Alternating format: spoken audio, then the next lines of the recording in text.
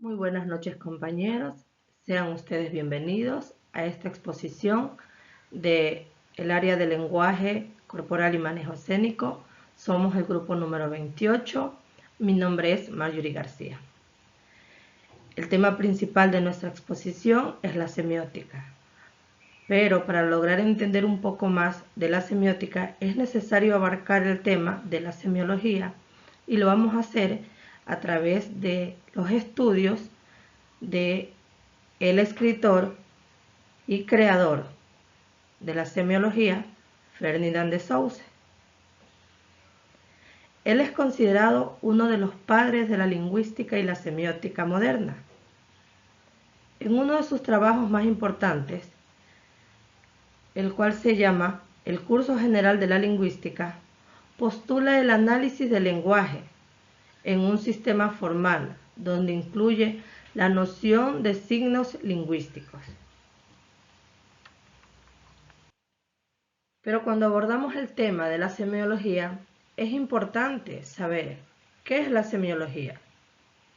La semiología fue creada por Ferdinand de Saussure, el cual la define como la ciencia que estudia todos los modos de comunicación en el seno de la vida social. Es así que la semiología es todas las acciones, reacciones de nuestro cuerpo en el ámbito cotidiano. A continuación, para detallarles un poco más de nuestro tema sobre la semiología, les va a hablar nuestro compañero Marcelo Alcocer.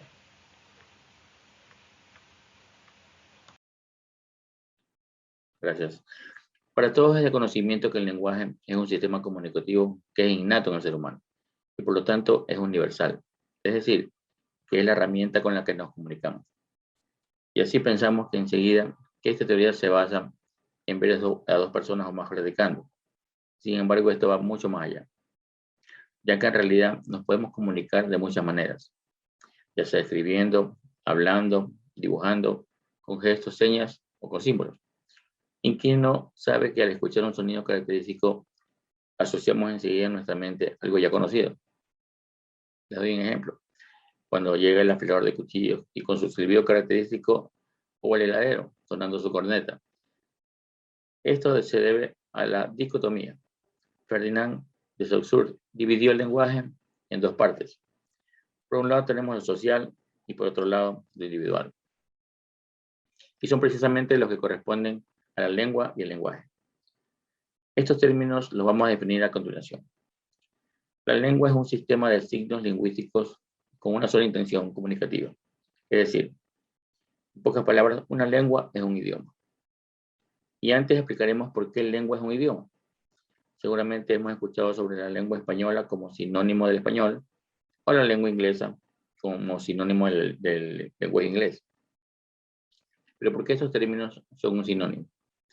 Bueno, como ya lo había mencionado, un idioma es una construcción social que se elabora a lo largo de los años en un sistema de signos lingüísticos con una sola intención, que es comunicarnos. Según Ferdinand de Saussure, para encontrar la lengua necesitamos abarcar la suma de las imágenes verbales almacenadas en todos los individuos. Esto quiere decir que la lengua es una construcción social que se desarrolla conforme uno va sumando imágenes verbales y que nosotros entendemos por ciertos signos. Tomemos, por ejemplo, una imagen a nuestra mente de un vehículo o una casa y entonces asociamos todo lo que se relacione con lo que es un vehículo y una casa. Ferdinand también menciona que la lengua es un tesoro depositado por la práctica del habla de sujetos que pertenecen a una misma comunidad, un sistema gramatical virtualmente existente en cada cerebro, o más exactamente en el cerebro de un conjunto de individuos, pues la lengua no está completa en ninguno, no existe perfectamente más que en la suma. Para entenderlo mucho mejor, imaginemos o recordemos a Mark Ockham, que es el inventor del idioma Klingon, el cual se utilizó en la película Star Trek, allá por los años 70, finales de los 80, y que sus fanáticos empiezan a utilizarla, a tomarla como suya, y se comunican entre ellos. Y es allí donde el idioma Klingon se hace en un idioma real, en una lengua viva que se expande tanto así que hoy en día tenemos diccionarios de Klingon y gramática de Klingon. Por otro lado, el habla es el uso efectivo que los hablantes le dan. Menciona Saussure que la ejecución del lenguaje no pertenece a las masas, sino al individual. Y tiene razón. Como ejemplo, observamos en nuestro país, ciudad, hasta nuestro barrio, donde la forma de hablar es distinta, inclusive dentro de nuestra familia. No hablamos igual que nuestros padres y ni hermanos. Entonces, entender la separación entre la lengua y el habla. Y es precisamente entender la diferencia entre lo social y lo individual en nuestra comunicación y el lenguaje. Gracias. Buenas tardes con todos. El tema que yo les voy a presentar es referente a semiótica. El americano Peirce, considerado el creador de la semiótica, la considera una área de semiología que estudia la comunicación en un sistema cerrado. Como todos sabemos, el signo es una convención cerrada que se la puede interpretar de una sola manera. Entonces, en el caso de semiótica es la ciencia encargada del estudio de los signos, cómo interpretarlos y de qué forma la sociedad logra comprenderlos. En sí es el estudio de los signos. La semiótica, como parte de la semiología, como les acabo de mencionar, se basa en signos únicamente, y el signo es una convención cerrada que se la puede interpretar de una sola manera, como ya se los mencioné. Tenemos acá ejemplos de semiótica. Podemos indicarles aquí como ejemplos UNEMI, que es nuestra institución. Tenemos los juegos deportivos, juegos de cartas, juegos de niños. La semiótica en sí está presente en toda nuestra vida y en todos los ámbitos donde nosotros nos desarrollamos socialmente. En el caso de nuestra institución, cabe mencionar por qué razón es una convención cerrada, por qué razón nuestra institución es semiótica. Por la siguiente razón: porque es una organización compuesta. Sabemos que tiene rectoría, vicerrectorado. Los alumnos deben cumplir un proceso desde cuando inician. Al momento de matricularse, siguen un proceso. El momento de tomar las materias, al momento de cumplir el periodo determinado para aprobar la carrera, todo eso es un proceso que está estructurado de inicio a fin. Entonces, por eso podemos determinar que nuestra institución es una institución semiótica. Y por ende, todo el tiempo en nuestra vida nosotros estamos vinculados a la semiótica. Esa es mi presentación, estimado docente y compañeros. Umberto Eco y la semiótica.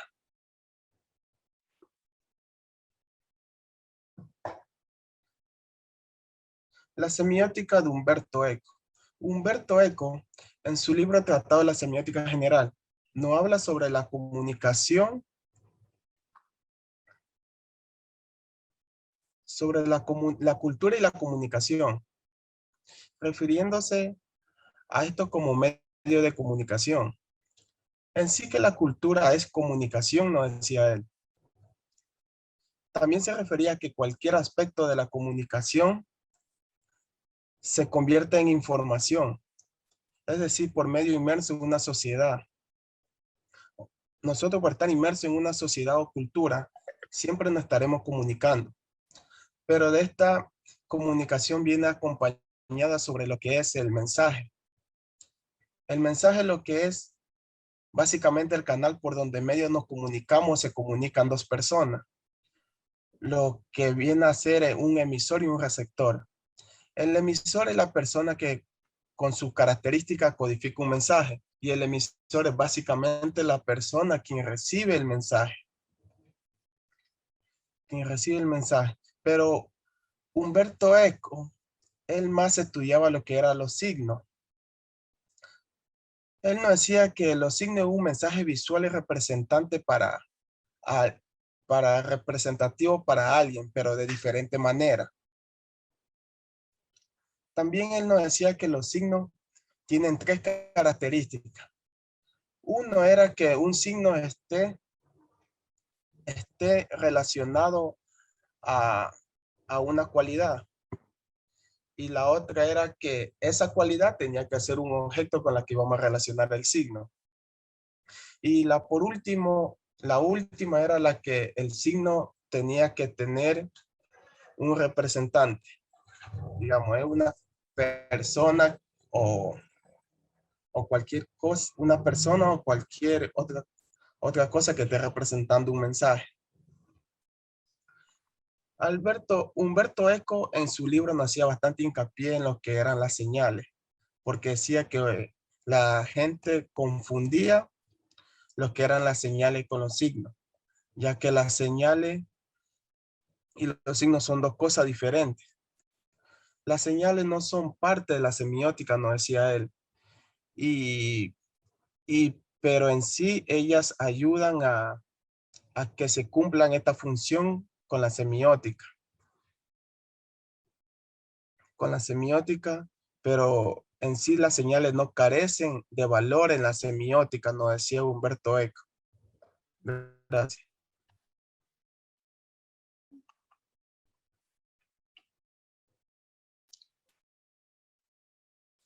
Humberto Eco, la semiótica de la cultura.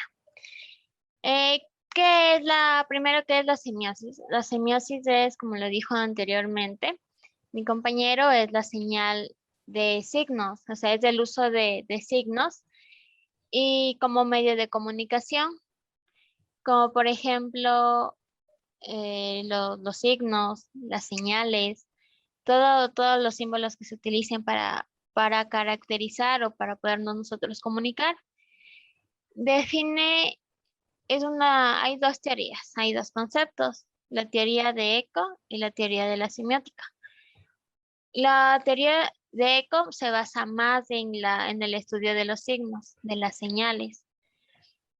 La teoría de la semiótica es todo lo referente a la semiosis, que es el estudio del diferente tipo de comunicaciones, ya sea por señas, ya sea por signos, ya sea por tal vez hablando. Hay diferentes igual tipos de semiosis. También lo podemos ver que se presenta como una cultura. Podemos encontrar aquí 4 tipos de enciclopedia según Eco. Encontramos la enciclopedia máxima, la enciclopedia media, la enciclopedia especializada e individual.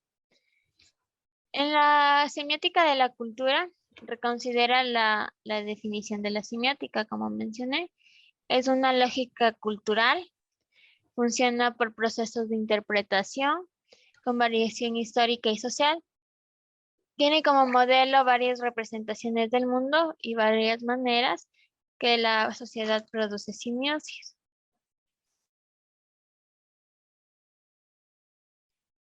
Podemos decir que hay igual límites de la interpretación que Eco defendía según el papel activo del intérprete. Advierte también tiene una gran importancia, ya que prácticamente es fundamental, es sumamente importante lo que decía Eco, lo que decía Humberto, ya que la señal, o sea, para él la señal era un medio de comunicación muy importante igual para él y lo daba a entender. También hay como texto como productor del sentido, que es el texto. Es un organismo vivo que aún derechos al igual que el lector. La semiótica también tenemos la semiótica ilimitada, que en ciertos sentidos son más violables que otros, más variables. ¿Sí? Hay diferentes tipos de texto de igual manera para nosotros podernos comunicar. Tenemos igual algunas conclusiones. Según Eco se debe tener en cuenta, se debe tener una actitud de sospecha metódica hacia los textos, pues estos son los parámetros de las interpretaciones de los seres humanos. Nosotros todo lo que plasmemos o nosotros todo lo que escribamos es un medio de comunicación, nosotros nos estamos dando a entender por medio de ellos. La lectura debe ser entendida con todos los sentidos que el texto le ofrece al autor y así crear un juicio personal que puede estar en concordancia con el autor o no. Como igual dijo anteriormente mi compañero, el receptor y el emisor. Depende de lo que nosotros queramos emitir, obviamente lo van a receptar y se va a dar a entender y se va a tener un mensaje claro, para de igual manera poder dar un buen mensaje o tener una buena comunicación con el medio donde nos encontremos. Gracias. Signo lingüístico. Llamamos signo lingüístico cada uno de los signos orales que componen una lengua. Estos signos orales, dotados como todo signo, es toda palabra o conjunto de palabras que expresan un mismo significado y son representadas por palabras, señales o imágenes. El signo lingüístico fue el tema de estudio de Ferdinand de Saussure y Charles Sanders en el siglo XXI, en donde Ferdinand fue semiólogo y filósofo suizo, en donde sus ideas ayudaron para el inicio y futuro del desarrollo de la lingüística moderna. Mientras Charles es lógico, pragmático, que aborda el mismo fenómeno llamado signos, pero con diferentes perspectivas. Entre los elementos de los signos lingüísticos está lo que es el significante y el significado. El significante es un signo lingüístico y es la parte material del signo, aquella que aporta la forma irreconocible mediante los sentidos, en donde la imagen fónica permite que podamos pensar palabras sin ni siquiera pronunciarlas, y que también el significado no es un objeto real, sino solamente es concepto de una cadena de sonidos que nos sugiere. El significado es la parte o la imagen que asociamos a nuestra mente, ya sea invisible, social o indefinida del signo lingüístico, ya que forma parte de lo presenciado comunitariamente en la lengua. Un ejemplo, vamos a hablarles de los ejemplos. Entre los ejemplos tenemos cuando yo les digo la palabra reloj, ¿qué se les viene a la mente? Un reloj de pared, ya puede ser de muchos colores, tamaños, otros nos imaginamos un reloj de mano, y lo que quiere realmente decir es lo que es un reloj de mano. Buenas noches, compañeros, profesor. Mi nombre es Mario Lai. Mis temas son los signos lingüísticos. Los signos lingüísticos están formados por 4 principios. Arbitrariedad, indistintamente de la comunidad lingüística que sea, siempre va a tener el mismo significado. Lineabilidad, no existe palabras que se puedan decir al mismo tiempo. Intentar hacerlo es sencillamente imposible. Cada frase está conformada por sílaba tras sílaba, palabra por palabra, para así poder formar el significante.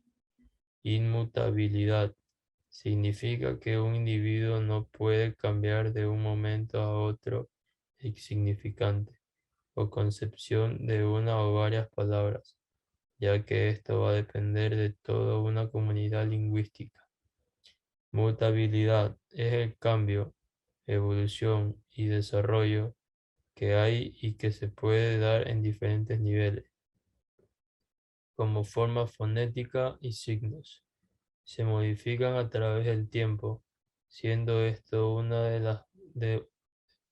de una forma gradual, casi imperceptible. Es la población en general la que acepta sus cambios para que así se practique. Aquí podemos ver uno de los ejemplos del signo lingüístico. Podemos ver en significante la palabra torre y en significado el dibujo en sí. Podemos ver más ejemplos como el reloj, sombrilla, estrella, teléfono, corazón y cruz. Acá podemos ver otro tipo de ejemplos.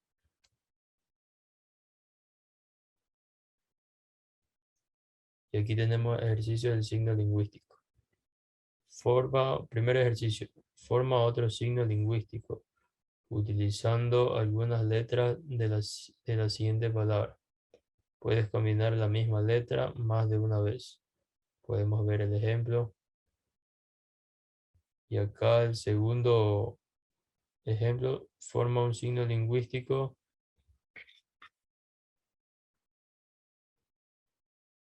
Ahí está el ejemplo. Muchas gracias.